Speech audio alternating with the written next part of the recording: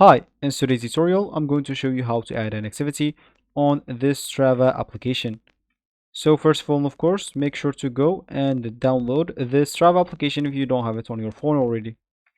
Of course, if you have it, this will be great, but if you don't, you'll need to go and download it through Play Store if you're using an Android, App Store if you're using an iPhone, or any other store you could be possibly using. Once you do that, once it's downloaded, you'll need to go and open it up, and of course, they will ask you to log in into your account if it's your first time. Now, you will actually have to login into your account as we said if you have an account, but if you don't, you will need to create an account, and they will give you three options to do that.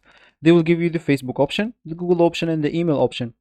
Choose whatever you want, and of course whatever suits you. And of course, once you created your account or logged in into your account, you'll find yourself here in this home option of the Strava application, which is going to be your home screen, your main screen.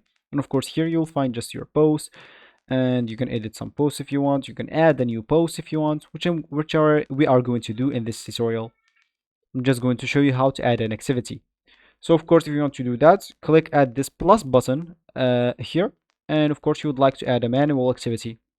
Here you can just title whatever you want. You can just name it like I don't know, maybe walking. You're walking. And of course, here in this one, you would like to choose whatever activity you're doing. Is it a food sports, cycle sports, is water sports, winter sports, or other sports? Choose whatever you want. Of course, there is a lot of option here. Look for what you want.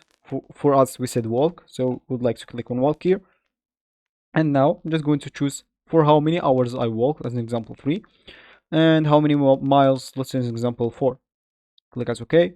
And now we would like to save, and we will be good to go. Once I refresh this page, I'll find my activity here, or post or segment as it's called in this Strava application. So this will be actually for this tutorial. I hope you like it. Thank you guys for watching, and goodbye.